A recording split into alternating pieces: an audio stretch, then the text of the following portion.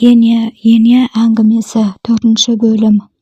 Менің каналыма тіркеліп, лайк басып қойыңыздар. Күйеуім үнсіз отыр.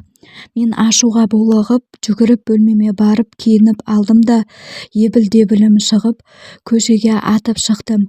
Енем қарап қалды. Күйеуім артымнан жүгіріп шығып, атымды атап тоқташы деп жатыр. Мен артыма қарамай жүгіріп барамын. Bir кезде көз алдым бұлыңғырланып барады. Айналам қап-қара түнекке айналып, қалқып бара жатқандай күйге түстім. Есімді жиып, көзімді ашсам, үйде жатырмын. Төбемнен төніп, ауылдағы амбулаторияның дәрігері Минаш апай тұр. Қасымда енем мен күйеуім тұр. Қаны аз болар дейді. Сөйтсем, көшеде жүгіріп бара жатып, басым айналып, есімнен танып, құлап қалыппын. Минаш апай етеккірің қашан келіп еді деп, тәптіштеп барлығын сұрап жатыр. Сонымен ауруханаға жіберді. Анализ тапсырып дәрігерге кірсем, аяғым ауыр екен. Бұған күйеуім қатты қуанды. Үйге келіп, енеме айттық. Енем таң қалғандай болды. Жүзінен басқа ешқандай қуану секілді сезімді байқамадым. Осылай күндерім бір қалыпты өтіп жатты. Сол күнгі жағдайдан кейін енем маған тиісіп сөйлеген жоқ. Аяғым ауыр болған соң ба үндемейтін. Бірақ қайта-қайта мазасы қашып ауырып қалып жүрді.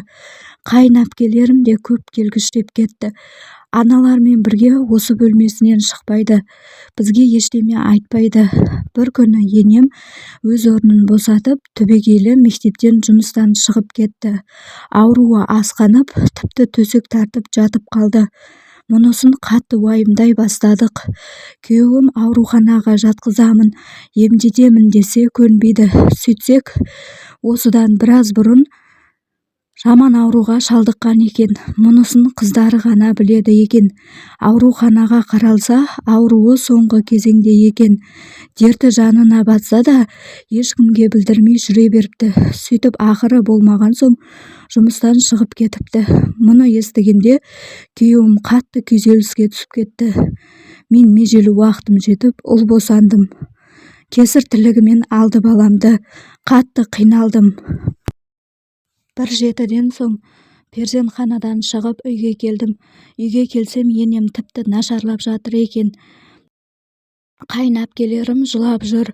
Арада 3 күн өткен соң енем қайтыс болды. Арулап соңғы сапарына шығарып салдық.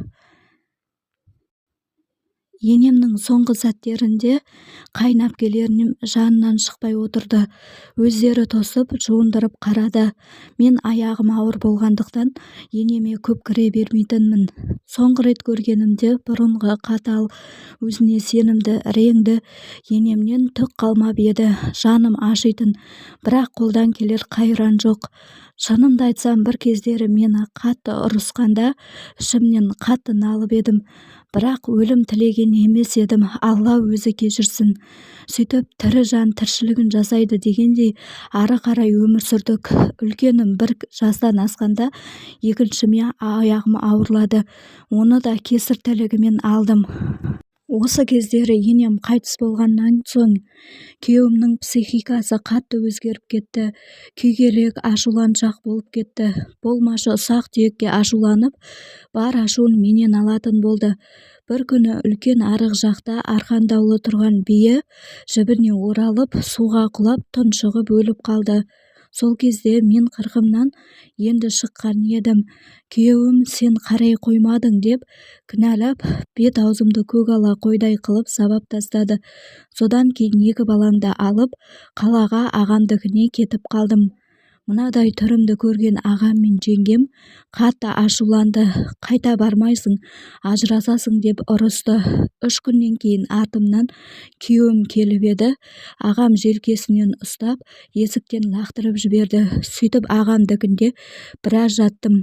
Содан күйеуім келуге батпай, кешірім сұратып, туыстарын жіберіпті. Қайынәпкелерім келіп, ағаммен сөйлесіп, кешірім сұрап, бізді алып кетті. Қанша ұрсысып, ренжіссек те өз үйіме үйреніп қалыппын. Күйеуім екеуміздің ұрсып соғысып қалатын кездеріміз одан кейін де талай болды. Осы арада кеңес өкіметі ыдырап, белгісіз тоқырау замандар орнады. Сол уақыттарда біраз қиналдық. Егістіктерге шығып жұмыс істедік. Мал, тауық, үйрек ұстап жанымызды бақтық. Екіншімнен кейін тағы 2 рет көтеріп едім. Екеуі де внемоточная болып, отаға түсіп, содан кейін бала көтермедім. Ұлдарым ержетті. Үлкен ұлым мектеп бітірген соң орта білім алып жұмысқа тұрды. Бізге қолғабыс болып, бір жағымызға шыға бастады. Одан кейін екінші ұлым жоғары оқу орнына түсті.